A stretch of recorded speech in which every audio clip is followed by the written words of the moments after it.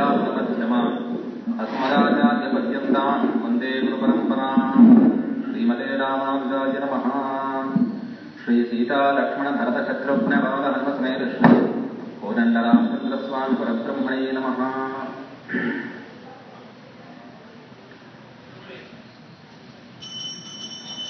ಶ್ರೀ ವಿಷ್ಣು ಸಹಸ್ರನಾಮ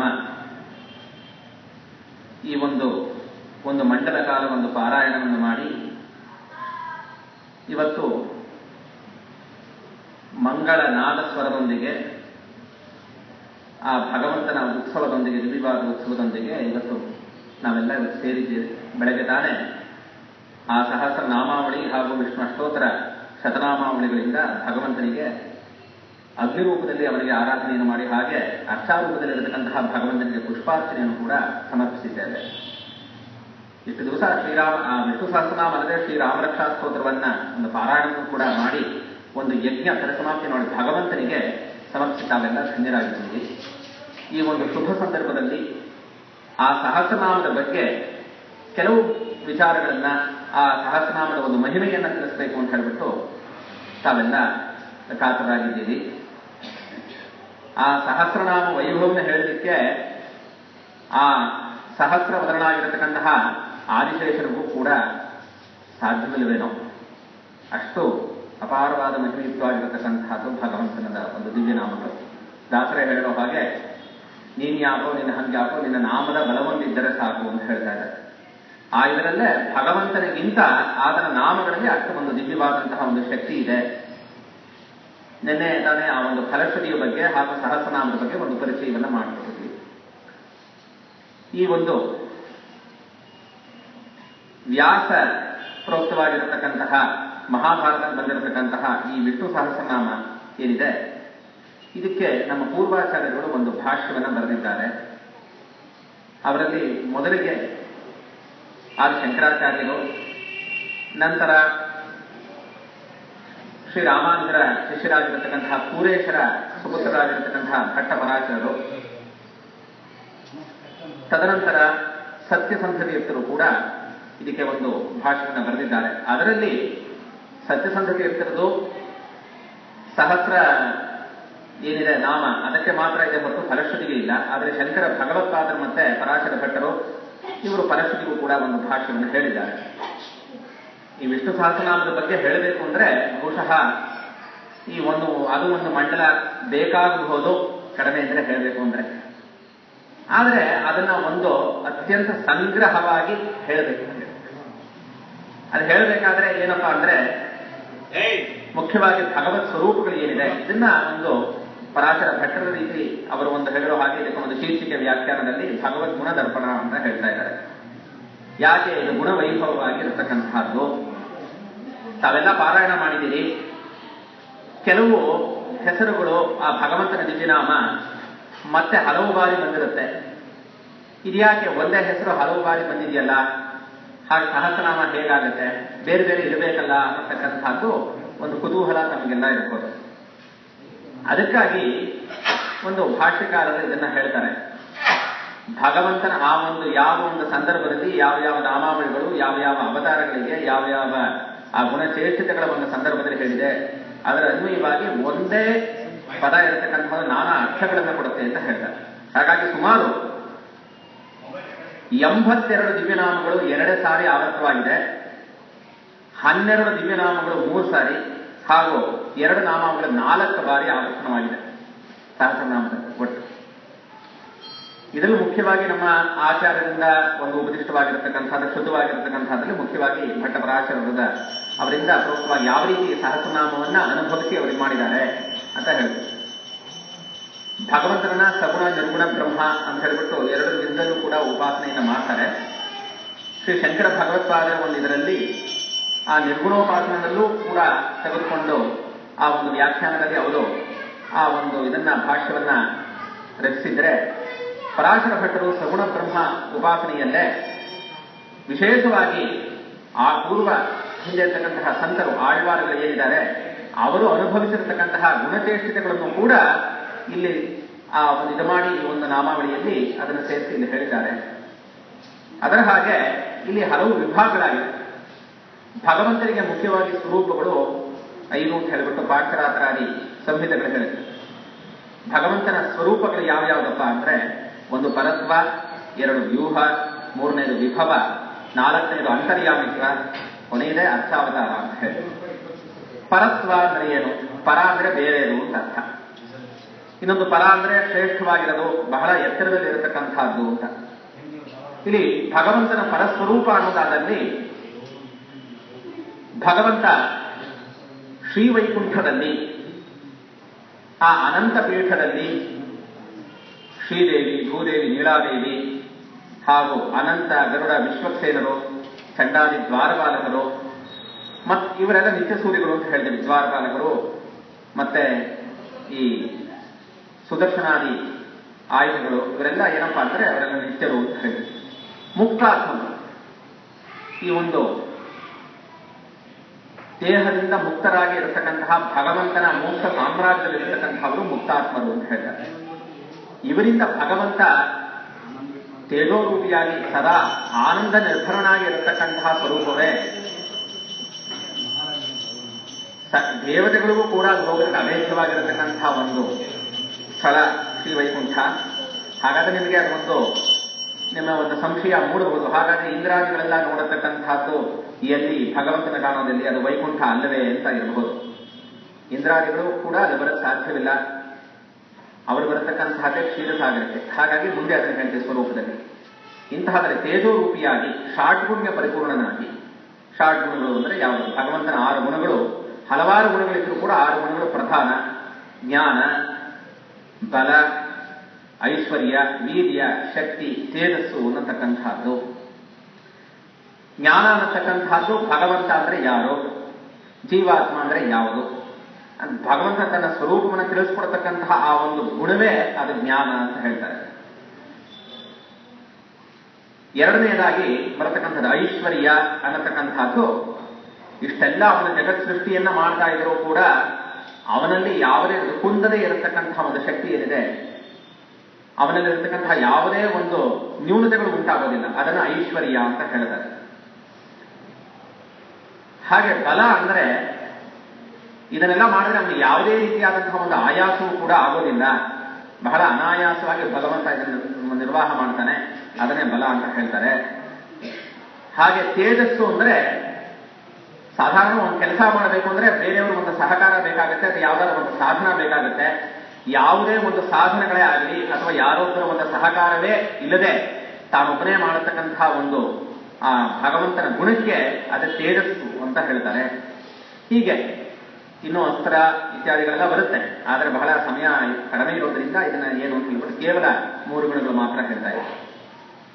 ಹೀಗೆ ಷಾಡ್ಗುಣ್ಯ ಪರಿಪೂರ್ಣನಾಗಿರತಕ್ಕಂತಹ ಪರವಾಸುದೇವ ಅಂತ ಹೇಳ್ತಾರೆ. ಇದೇ ಪರಸ್ವರೂಪ ಭಗವಂತನದು. ವ್ಯೂಹ ಅನ್ನತಕ್ಕಂಥದ್ದು ಹೇಗೆ? ತಾನೊಬ್ಬ ವೈಕುಂಠದಲ್ಲಿ ಬಿಟ್ಟರೆ ಸಾಧ್ಯವೇ ಇಲ್ಲ. ಜಗತ್ ವ್ಯಾಪಾರ ನಡಿಬೇಕಾದ್ರೆ ಸೃಷ್ಟಿ, ಸ್ಥಿತಿ, ಸಂಹಾರ ಎಲ್ಲವೂ ನಡೀಬೇಕು. ಹಾಗಾಗಿ ಭಗವಂತ ಕ್ಷೀರಸಾಗರದಲ್ಲಿ ತಾನೇ ಆ 6 ಗುಣಗಳಲ್ಲಿ 2 ಗುಣಗಳಿಂದ ವಿವಿಧವಾದ ಗುಣಕ್ಕೆ ತಕ್ಕ ಹಾಗೆ ಕೆಲಸಗಳನ್ನು ಮಾಡತಕ್ಕಂಥದ್ದು. ಹಾಗಾಗಿ ಭಗವಂತ ವಾಸುದೇವನಾಗಿರ್ತಕ್ಕಂಥವನು ವ್ಯೂಹ ವಾಸುದೇವನಾಗಿ, ಅಲ್ಲಿಂದ ಕ್ಷೀರಾಬ್ಧಿಯಲ್ಲಿ ಆ ಕ್ಷೀರಸಾಗರದಲ್ಲಿ ತಾನು ಅನಿರುದ್ಧ ಮೂರ್ತಿಯಾಗಿ ಆ ಶೇಷಶಾಹಿಯಾಗಿ ಭಗವಂತ ಇದ್ದಾನೆ. ಅದನ್ನು ಅನಿರುದ್ಧ ಸ್ವರೂಪ ಅಂತ ಹೇಳ್ತಾರೆ. ಅನಿರುದ್ಧ ಅನ್ನತಕ್ಕಂಥದ್ದು ಸ್ಥಿತಿಕಾರಕ. ಭಗವಂತ ನಾವು ವಿಷ್ಣು ಅನ್ನೋ ಸ್ಥಿತಿಕಾರಕ, ಬ್ರಹ್ಮ ಸೃಷ್ಟಿಕರ್ತ ಅಂತ ಏನು ಹೇಳ್ತೀವಿ, ಅದು ವಿಷ್ಣು ಅನ್ನತಕ್ಕಂತಹ ಮೂರ್ತಿ ಅನಿರುದ್ಧ ಮೂರ್ತಿ, ಎಲ್ಲರನ್ನ ಕಾಪಾಡತಕ್ಕಂತಹ ಮೂರ್ತಿ ಭಗವಂತ ಶೇಷಶಾಹಿ. ಇಲ್ಲಿ ಶಕ್ತಿ ಮತ್ತು ತೇಜಸ್ಸು 2 ಆ ಅನಿರುದ್ಧ ಮೂರ್ತಿಗೆ ಇರತಕ್ಕಂತಹ 2 ಗುಣಗಳು. ಜ್ಞಾನ ಮತ್ತೆ ಬಲ ಅನ್ನತಕ್ಕಂತಹ 2 ಗುಣಗಳು ಸಂಕರ್ಷಣ ಸ್ವರೂಪ. ಸಂಕರ್ಷಣ ಜ್ಞಾನ ಸ್ವರೂಪ, ಜ್ಞಾನದಾಯಕ ಹಾಗೂ ಲಯಕಾರಕನೂ ಕೂಡ. ಹಾಗೆ ಐಶ್ವರ್ಯ ಮತ್ತು ಶಕ್ತಿ ಎನ್ನತಕ್ಕಂಥದ್ದು ಪ್ರದ್ಯುಮ್ನ ರೂಪಿಯಾಗಿ ಭಗವಂತ ಸೃಷ್ಟಿ ಕಾರ್ಯವನ್ನು ಮಾಡ್ತಾನೆ. ಹಾಗಾದ್ರೆ ನಮಗೆಲ್ಲ ಒಂದು ಸಂದೇಹ ಆಗ್ಬೋದು, ಇದೇನು ಹೊಸದಾಗಿ ಹೇಳ್ತಾ ಇದ್ದೀರಲ್ಲ, ಪ್ರದ್ಯುಮ್ನ ರೂಪವಾಗಿ ಭಗವಂತ ಸೃಷ್ಟಿಯನ್ನು ಮಾಡ್ತಾನೆ, ಸಂಕರ್ಷಣ ರೂಪಿಯಾಗಿ ಲಯವನ್ನ ಮಾಡ್ತಾನೆ ಅಂದ್ರೆ ಲಯಕರ್ತ ಶಿವನಲ್ಲವೇ, ಹಾಗೆ ಸೃಷ್ಟಿಕಾರಕ ಚತುರ್ಮುಖ ಬ್ರಹ್ಮನಲ್ಲವೇ ಅಂತ ಹೇಳ್ಬೋದು. ಹಾಗಾಗಿ ಇದಕ್ಕೆ ಹೇಳ್ತಾರೆ ಯಾವ ರೀತಿ ಶುದ್ಧ ವರ್ಗ ಸೃಷ್ಟಿ, ಮಿಶ್ರ ವರ್ಗ ಸೃಷ್ಟಿ ಅಂತ ಹೇಳಿ. ಎಂತಹ ಪುಣ್ಯಾತ್ಮರಿದ್ದಾರೆ, ದಿವ್ಯವಾದ ಅವತಾರ ಪುರುಷರು ಏನಿದ್ದಾರೆ ಅವರ ಒಂದು ಅವತಾರಕ್ಕೆ ಕಾರಣವಾಗಿರತಕ್ಕಂಥದ್ದೇ ಅಂತಹ ಅವತಾರಗಳೆಲ್ಲ ಶುದ್ಧ ವರ್ಗ ಸೃಷ್ಟಿ ಅಂತ ಹೇಳ್ತಾರೆ. ಸಾಮಾನ್ಯ ಮನುಷ್ಯರು ಅನ್ನತಕ್ಕಂಥ ನಾವು ನೀವೆಲ್ಲ ಇರತಕ್ಕಂಥದ್ದೆಲ್ಲ ಮಿಶ್ರವರ್ಗ ಸೃಷ್ಟಿ ಅಂತ. ಈ ಮಿಶ್ರವರ್ಗ ಸೃಷ್ಟಿ ಎನ್ನತಕ್ಕಂಥದ್ದು ಆ ಒಂದು ಶಕ್ತಿಯನ್ನೇ ಭಗವಂತ ಚತುರ್ಮುಖ ಬ್ರಹ್ಮನಿಗೆ ತಾನೇ ಕೊಟ್ಟು ಅಂತರಾತ್ಮನಾಗಿ ನಿರ್ವಹಿಸ್ತಾ ಇದ್ದಾನೆ. ಹಾಗೆ ಆ ಪರಶಿವನಿಗೂ ಕೂಡ ತಾನು ಸಂಕಲ್ಪ ಸ್ವರೂಪನ ನಿಂತುಕೊಂಡು ಆ ಒಂದು ಲಯಕಾರಕನಾಗಿ ಹಾಗೆ ಜ್ಞಾನಪ್ರಭನಾಗೂ ಇರ್ತಾನೆ. ಆದ್ದರಿಂದ ಶಂಕರ ಜ್ಞಾನ ವಿಚ್ಛೇದನ ಕೂಡ ಹಿರಿಯರು ಪೂಜ್ಯರೆಲ್ಲ ಅದನ್ನು ಹೇಳ್ತಾರೆ. ಹೀಗೆ ಗುಣಕ್ಕೆ ಮತ್ತು ಕ್ರಿಯೆಗೆ ಅನುಗುಣವಾಗಿ ಮಾಡತಕ್ಕಂತಹ ಒಂದು ಸ್ವರೂಪವೇ ವ್ಯೂಹಗಳು ಅಂತ ಹೇಳ್ತಾರೆ. ಮೂರನೇದಾಗಿ ವಿಭವ.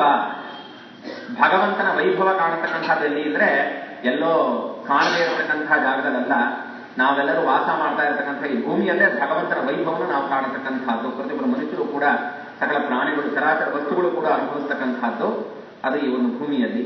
ಅದು ಮತ್ಸ್ಯಾದಿ ಅವತಾರಗಳು. ಅಂದ್ರೆ ಸಜ್ಜನರ ಒಂದು ಕಾಪಾಡಲು, ದುಷ್ಟರನ್ನ ಶಿಕ್ಷಿಸಲು ಭಗವಂತ ತರತಕ್ಕಂತಹ ಅವತಾರಗಳೇ ವಿಭವ ಅವತಾರಗಳು ಅಂತ ಹೇಳ್ತಾರೆ, ರಾಮಕೃಷ್ಣಾದಿ ಅವತಾರಗಳು.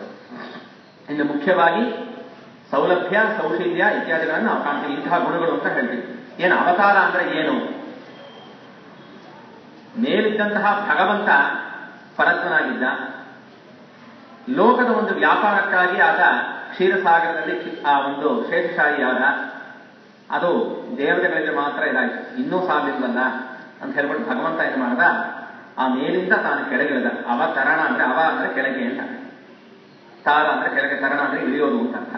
ಅಂದ್ರೆ ಭಗವಂತ ಕೇವಲ ಸ್ಥಾನದಿಂದ ಮೇಲಿಂದ ಕೆಳಗಿಳಿಯೋದು ಮಾತ್ರವೇ ಅಲ್ಲ, ಅವನ ಸ್ವಭಾವದಲ್ಲೂ ಅಷ್ಟೇ ಒಂದು ಸೌಲಭ್ಯ ಸೌಶಲ್ಯಾದಿಗಳಿದೆ.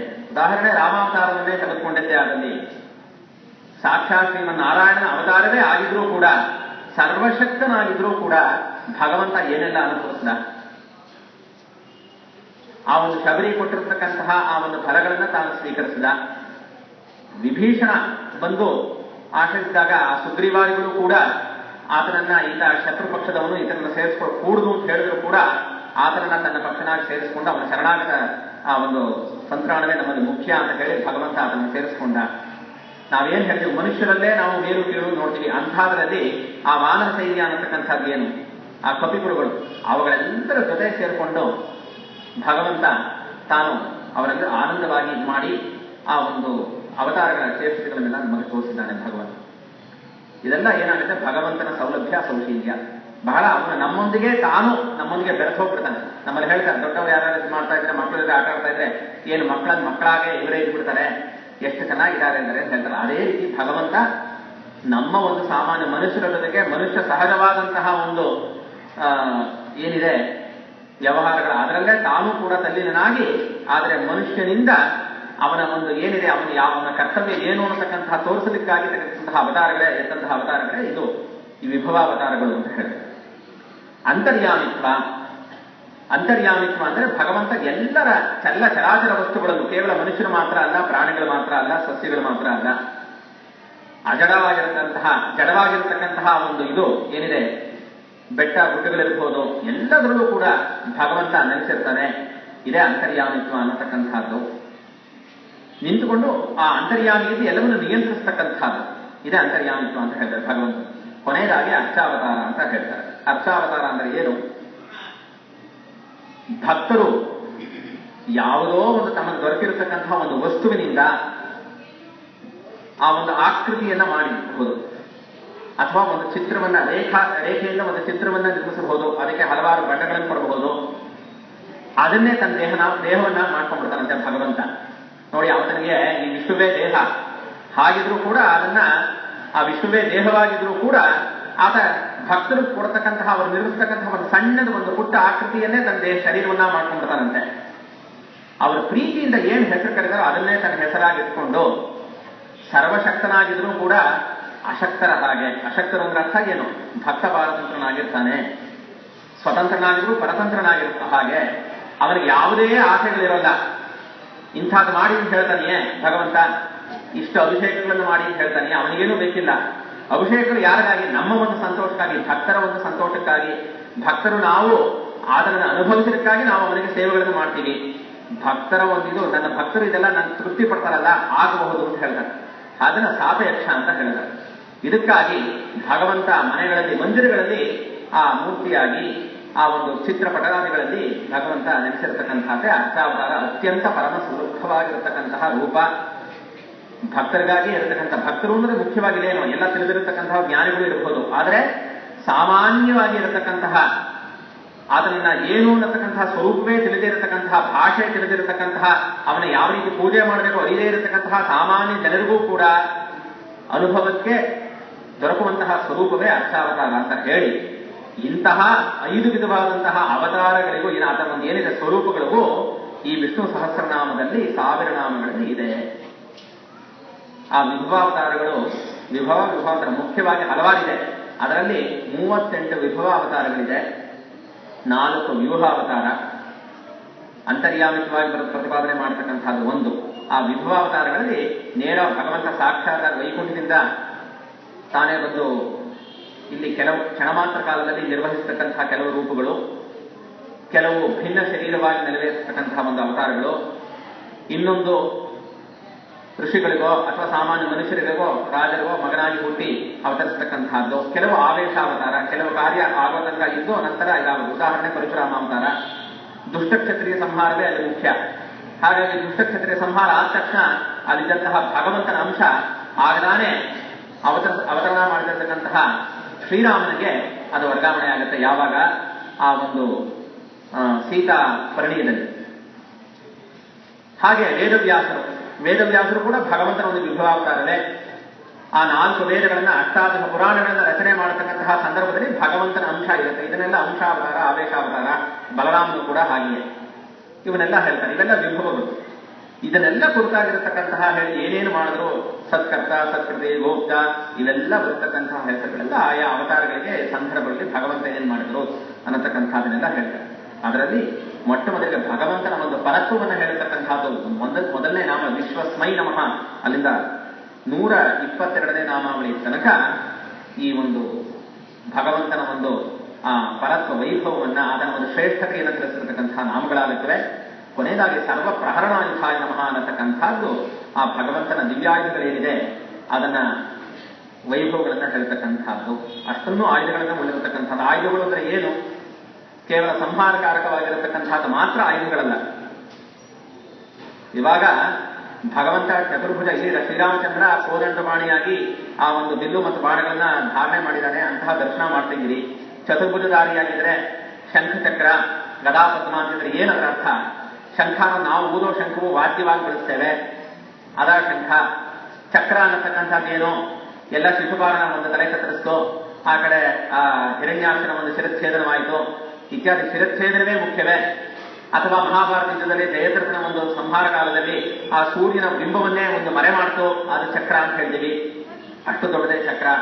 ಏನು ಚಕ್ರ? ಇದಕ್ಕೆಲ್ಲ ಒಂದು ತತ್ವಗಳಿವೆ. ಭಗವಂತನ ಕಿರೀಟವೇ ಅಗ್ನಿ ತತ್ವ.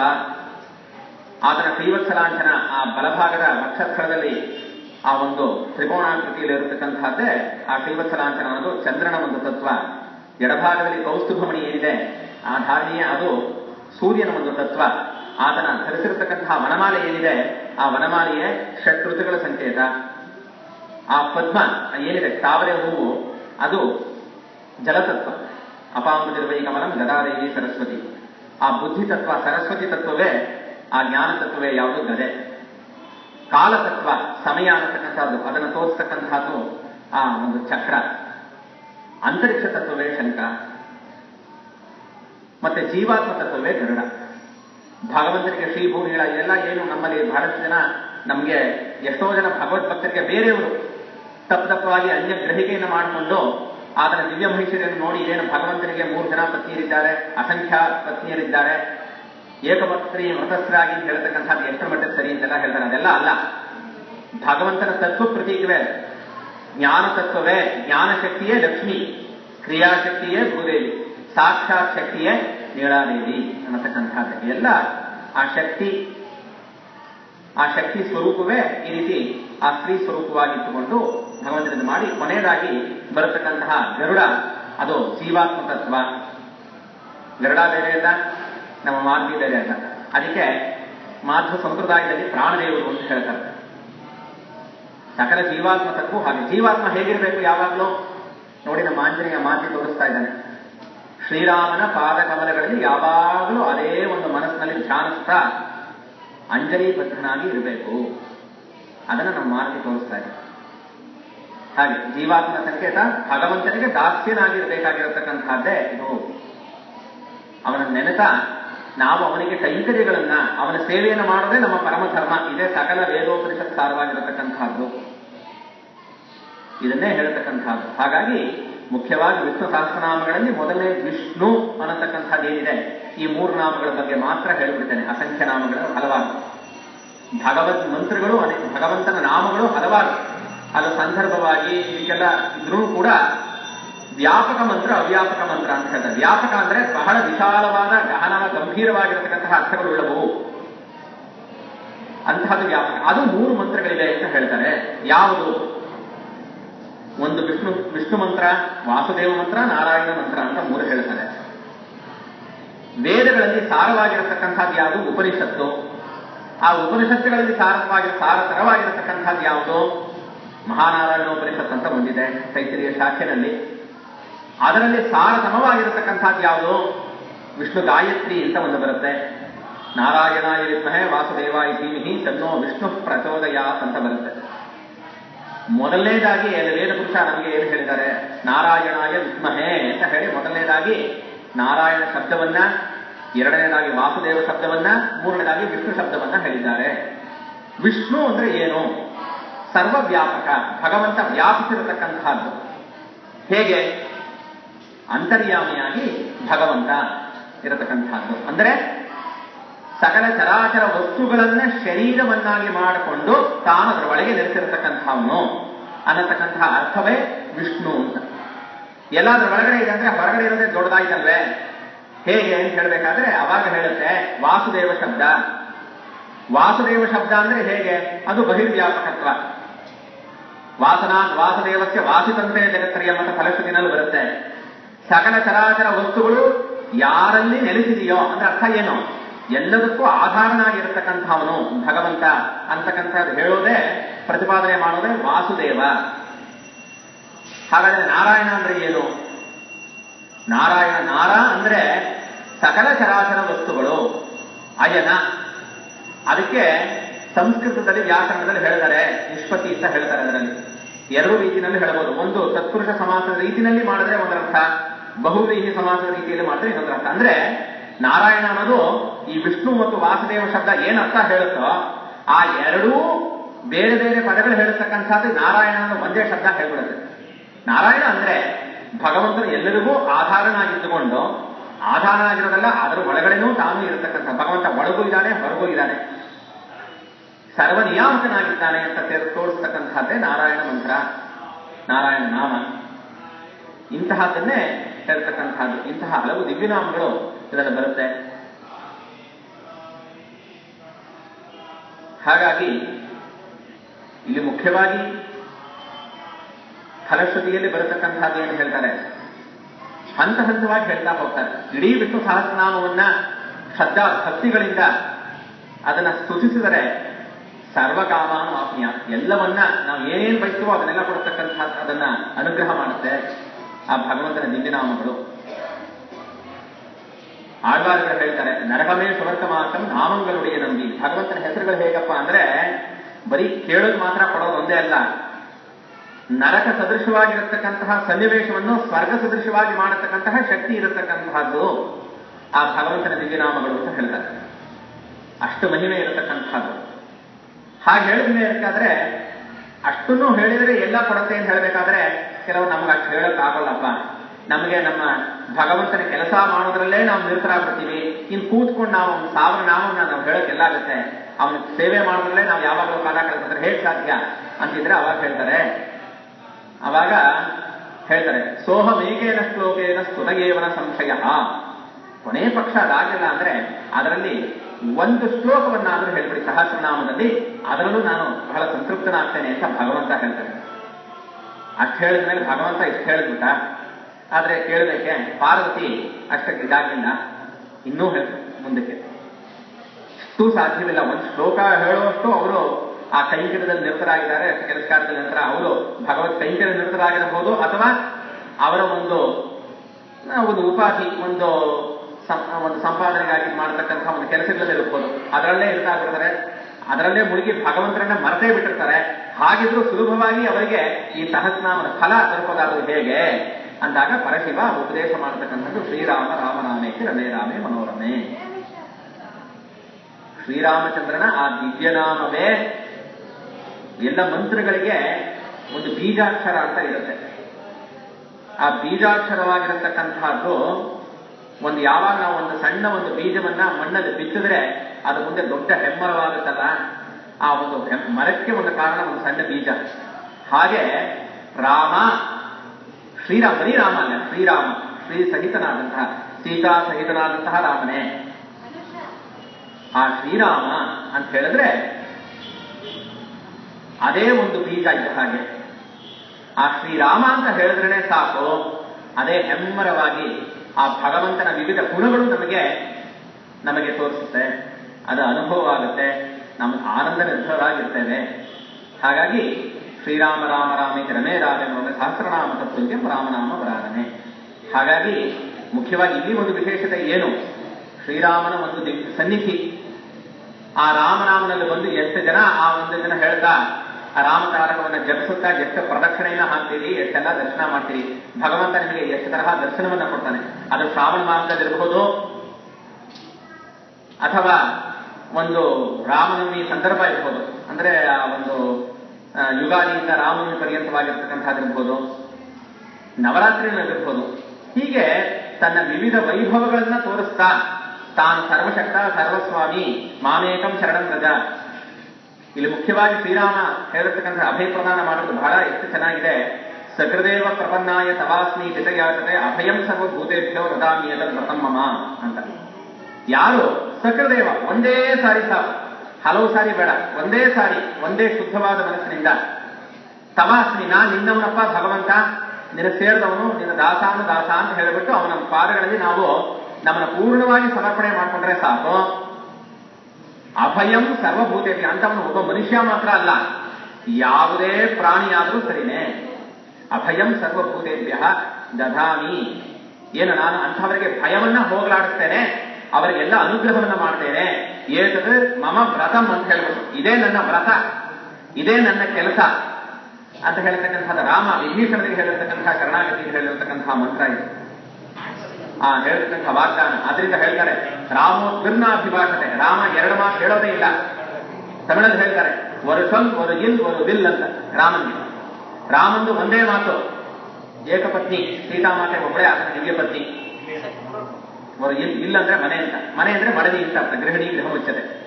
ಒಂದು ವಿಲ್, ಒಂದ್ ಸಾರಿ ಬಾಣ ಹಿಡಿದ ಅಂದ್ರೆ ಮುಗೀತು, ಅದು ಗುರಿ ಇಟ್ಟ ಮೇಲೆ ಮುಗಿದ ಹಾಗೇನೆ. ಹಾಗೆ ಅಂತಹ ಇರತಕ್ಕಂಥದ್ದು ಶ್ರೀರಾಮನ ವೈಭವ ಅಷ್ಟೆಲ್ಲ ಇರತಕ್ಕಂಥದ್ದು. ಹಾಗಾಗಿ ಭಗವಂತ ಅಭಯಂ ಸರ್ವಭೂತೇಭ್ಯ, ಕೇವಲ ಮನುಷ್ಯರು ಮಾತ್ರ ಅಲ್ಲ, ಯಾವುದೇ ಒಂದು ಜಂತುವಾದರೂ ಕೂಡ ನಾನು ನಿನ್ನವನು ಅಂತ ಮೊರೆ ಹೋಗಿದ್ರೆ ಭಗವಂತನ ಒಂದು ಅಭಯ ಅನುಗ್ರಹ ಯಾವಾಗಲೂ ಇರುತ್ತೆ ಅನ್ನತಕ್ಕಂಥದ್ದು ಭಗವಂತನ ಒಂದು ದಿವ್ಯವಾದ ವಾಣಿ, ಅದು ಯಾವಾಗಲೂ ಇರುತ್ತೆ. ಹಾಗಾಗಿ ಹೇಳ್ತಾ ಇಷ್ಟೆಲ್ಲ ಇದನ್ನ ನಾವು ಹಲವಾರು ನಾವೆಲ್ಲ ಸತ್ತರಿಸಿ ಹೋಗ್ತೀವಲ್ಲ. ಹೇಗೆ ಅಂದ್ರೆ ಆ ತರ ನಮಗೆ ಪೂರ್ವಾರ್ಜಿತ ಕರ್ಮ ವಿಶೇಷಗಳು ಅಥವಾ ಇನ್ನೊಂದು ಗ್ರಹಬಾಧಿಯೋ ಇತ್ಯಾದಿಗಳೆಲ್ಲ ಅಂತ ಹೇಳಿದ್ರೆ ಫಲಶ್ರುತಿನಲ್ಲಿ ಹೇಳ್ತಾರೆ ದೌಸ ಚಂದ್ರಾಂತ ನಕ್ಷತ್ರ ಕಂದಿಶೋ ಭೂತ್ ಮಹೋದಧಿ ವಾಸುದೇವಸ್ತಿ ವೀರ್ಯಣ ವಿಕೃತಾರಿ ಮಹಾತ್ಮ ಅಂತ ಹೇಳ್ತಾರೆ. ಕೃಷ್ಣಸ್ಥ ಸತರಾಚರಂ ಅಂತ ಹೇಳ್ತಾರೆ.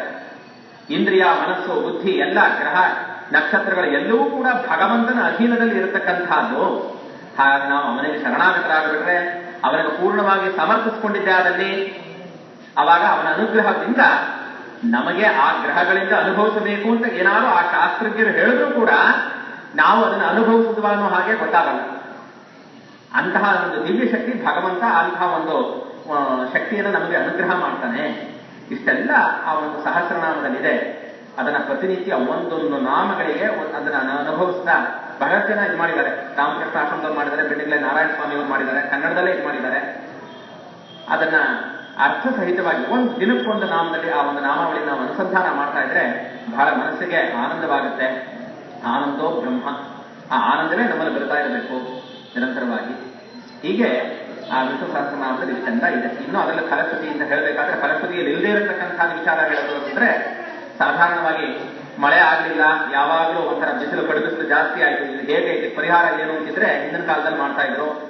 48 ದಿವಸ ನೀವು ಮಾಡಿದ್ರಿ, ಅವರು ಅಷ್ಟು ಹೇಳಿಲ್ಲ. 12 ದಿವಸಗಳ ಕಾಲ ಯಾವುದೋ ಒಂದು ನದಿ ತಟವೋ ಇಲ್ಲ ತಟಾಕವೋ ಅಂದ್ರೆ ಕೊಳದ ಸಮೀಪದಲ್ಲೋ ಎಲ್ಲರೂ ಹೋಗಿ ಸೇರಿಕೊಂಡು ಅಲ್ಲಿ ಆನ್ಹಿಕಾದಿಗಳನ್ನ ಸಾಯಂಕಾಲದ ಹೊತ್ತು ಬ್ರಾಹ್ಮಣರಾಗಿದ್ರೆ ಸಂಧ್ಯಾವಂದನ ಇತ್ಯಾದಿಗಳನ್ನ ಮುಗಿಸ್ಕೊಂಡು ಅಲ್ಲಿಂದ ಪುರಶ್ಚರಣ ಅಂತ ದೇವಸ್ಥಾನದ ತನಕ ಹೀಗೆ ಇವಾಗ ನೀವು ಪ್ರದಕ್ಷಿಣೆ ಮಾಡ್ತಾ ಹೇಗೆ ಹೇಳ್ತಾ ಬಂದ್ರು ಆ ಪುರಶ್ಚರಣವನ್ನ ಹೀಗೆ ವಿಷ್ಣು ಸಹಸ್ರನಾಮ ಪಾರಾಯಣ ಮಾಡ್ತಾ 12 ದಿವಸಗಳ ಕಾಲ ಮಾಡ್ತಾ ಕೊನೆಯ ದಿವಸ ಭಗವಂತನಿಗೆ ಅಭಿಷೇಕವನ್ನು ಮಾಡಿಸಿದ್ದೆ. ಅದರಲ್ಲಿ 12 ದಿವಸ ಮಳೆ ನಿಶ್ಚಿತ. ಹಾಗಾಗಿ ವೃಷ್ಟಿಕಾಮಕ್ಕಾಗೂ ಕೂಡ ಈ ವಿಷ್ಣು ಸಹಸ್ರನಾಮವನ್ನು ಹೇಳ್ತಾರೆ. ಸಕಲ ಶಾಂತಿಗಾಗಿ ಕೂಡ ಇದನ್ನು ಸಾಮುದಾಯಿಕವಾಗಿ ಸಾಮೂಹಿಕವಾಗಿ ಇದನ್ನು ಮಾಡ್ತಾ ಇರ್ತಕ್ಕಂಥದ್ದು ಶಿಷ್ಟಾಚಾರ ಸಂಪ್ರದಾಯವಾಗಿದೆ. ಇದ್ರ ಬಗ್ಗೆ ಎಷ್ಟು ಹೇಳಿದ್ರು 15 ನಿಮಿಷ ಅಂತ ಹೇಳಿದ್ರು ಬಹುಶಃ 20 ಅರ್ಧ ಗಂಟೆ ಕಾಲ ತಗೊಂಡ್ಬಿಟ್ಟ ಏನೋ ಗೊತ್ತಾಯ್ತಲ್ಲ. ಇದನ್ನು ಹೇಳಿರ್ತಕ್ಕಂಥ ನಂದು ಅನ್ನತಕ್ಕಂಥದ್ದು ಏನೂ ಇಲ್ಲ. ಆ ಭಗವಂತ, ಆ ಶ್ರೀರಾಮಚಂದ್ರ, ಮಾರುತಿ, ಲಕ್ಷ್ಮಣ, ಆ ಲಕ್ಷ್ಮಣರೇ ರಾಮಾನುಜರು. ಹಾಗಾಗಿ ಮುಖ್ಯವಾಗಿ ಇಲ್ಲಿ ಒಂದು ಬಹಳ ವಿಶೇಷತೆ ಇದೆ. ಅನಂತರಾಮಯ್ಯಂಗಾರ್ ಅವರು ಆರಾಧಿಸತಕ್ಕಂತಹ ಒಂದು ಪರಮ ಪವಿತ್ರವಾದಂತಹ ಸ್ಥಳ, ಅವರ ಹೆಸರಲ್ಲೇ ಒಂದು ವಿಶೇಷತೆ ಇದೆ. ರಾಮಾನುಜರಿಗೆ ಹೇಳ್ತಾರೆ, ಅನಂತ ಪ್ರಥಮಂ ರೂಪಂ ಲಕ್ಷ್ಮಣಸ್ತು ದ್ವಿತೀಯಂ ಬಲಭದ್ರತೆಯಷ್ಟ ಕಲವು ಕಚ್ಚಿತ್ ಭವಿಷ್ಯತಿ ಕಲವು ರಾಮಾನುಜೋ ಮುನಿ ಅಂತ ಹೇಳಿ. ಆ ಲಕ್ಷ್ಮಣ ರಾಮಾನುಜರು ಅಂದ್ರೆ ಪೂರ್ವದಲ್ಲಿ ಅವರು ಅನಂತ ಆದಿಶೇಷ, ಕೃತದಲ್ಲಿ ಆದಿಶೇಷನಾಗಿ, ಪ್ರೇತಿಯಲ್ಲಿ ಲಕ್ಷ್ಮಣನಾಗಿ, ದ್ವಾಪರದಲ್ಲಿ ಬಲರಾಮನಾಗಿ, ಕಲಿಯುಗದಲ್ಲಿ ರಾಮಾನುಜರಾಗಿರ್ತಕ್ಕಂಥದ್ದು. ವ್ಯಾಕರಣದಲ್ಲಿ ಸಂಸ್ಕೃತ ವ್ಯಾಕರಣದ ಒಂದು ನಿಯಮ ಇದೆ, ಆದಿರಂತೆಯೇನ ಸಭೇದ ಅಂತ. ಮೊದಲನೇದು ಕೊನೆಯದು ಎರಡೂ ಸೇರಿಸ್ಬಿಟ್ರೆ ಅದು ಪೂರ್ಣವಾಗುತ್ತೆ ಅಂತ. ಹಾಗೆ ಅನಂತರಾಮಯ್ಯ ಅಂದ್ರೆ ಅನಂತ ಅಂದಾಗ ಆದಿಶೇಷ ಆಯಿತು. ರಾಮಾನುಜದಲ್ಲಿ ಪೂರ್ವಾರ್ಥ ರಾಮ ಸೇರ್ಕೊಂಡಿದೆ. ಹಾಗಾಗಿ ಆದಿಶೇಷ ಅದೇ ಕನ್ನಡದಲ್ಲಿ ನಿರಂತರ ಕೈಂಕರ್ಯವನ್ನ ಮಾಡಿರ್ತಕ್ಕಂಥವನು, ಅವನು ನಾವು ನೋಡಕ್ ಸಾಧ್ಯ ಇಲ್ಲ. ರಾಮಾನುಜರು ಇವಾಗ 2 ವರ್ಷ 1000 ವರ್ಷಗಳಾಗುತ್ತೆ. ರಾಮಾನುಜರು ಏನ್ ಮಾಡ್ತಾ ಇದ್ದಾರೆ, ಭಗವಂತನ ಯಾವ ರೀತಿ ನಾವು ನೋಡಬೇಕು, ಯಾವ ರೀತಿ ಕಾಣಬೇಕು, ಸಾಮುದಾಯಿಕ ಯಾವ ರೀತಿ ಸೇವೆ ಮಾಡಬೇಕು ಅಂತಕ್ಕಂಥ ರಾಮಾನುಜರು ಈಗ ಅವರು ಒಂದು 990 ವರ್ಷ 98 ವರ್ಷಗಳ ಹಿಂದೆ ಅವರೆಲ್ಲ ನಮಗೆ ಒಂದು ಮಾರ್ಗದರ್ಶನವನ್ನು ಮಾಡಿದ್ದಾರೆ. ಆದರೆ ಅವ್ರನ್ನೂ ಕೂಡ ನಾವು ನೋಡಕ್ ಸಾಧ್ಯವಾಗಿಲ್ಲ. ಅನಂತರಾಮಯ್ಯಂಗಾರಿಗಳು ಹಾಗೆ ಅವರನ್ನ ಮಾಡ್ತಾ ತೋರಿಸ್ತಾ ಅದೇ ಮಾರ್ಗದಲ್ಲಿ ಎಲ್ಲರೂ ಕೂಡ ಈ ಒಂದು ಭಕ್ತ ವೃಂದ ನಡ್ಕೊಂಡು ಬರ್ತಾ ಇದ್ದೀನಿ. ಹಾಗೆ ಭಗವಂತ ಈ ರೀತಿಯಾಗಿ ಆ ಭಗವಂತನ ಕೈಗಳಿಗೆ ವೃತ್ತಿ ಆಗ್ತಾ ಆತನ ಅನುಗ್ರಹದಿಂದ ಸಕಲ ಸಂಪತ್ ಸಮೃದ್ಧಿಯಾಗಲಿ, ಎಲ್ಲರ ಒಂದು ಸುಖ ಶಾಂತಿ ನೆಲೆಸಲಿ, ಇಡೀ ವಿಶ್ವದಕ್ಕೆ ಒಳ್ಳೆಯದಾಗಲಿ ಅಂತಕ್ಕಂಥ ಎಲ್ಲರ ಸತ್ವಗುಣ ಬರಲಿ. ಸತ್ವಗುಣ ಬಂದ್ರೆ ಕೆಟ್ಟದಾಗಿರ್ತಕ್ಕಂಥ ಆಲೋಚನೆಗಳೇ ಬರೋದಿಲ್ಲ, ಹೋಗೋದಿಲ್ಲ. ಹಾಗಾಗಿ ಎಲ್ಲ ಮುಖ್ಯ ಸತ್ವಗುಣ ಬರಬೇಕು ಅಂದ್ರೆ ಹಾಗೆ ಅಂಥದ್ದು ಭಗವಂತ ಎಲ್ಲರ ಆ ಒಂದು ಸತ್ವಗುಣವನ್ನು ಎಲ್ಲರಿಗೂ ಒಂದು ಕೊಟ್ಟ ಪ್ರಚೋದನೆ ಮಾಡ್ತಾ ಒಳ್ಳೆ ಮಾಡಿ ಹೇಳ್ತಾ ನಮ್ಮ ಆಚಾರ್ಯ ಏನು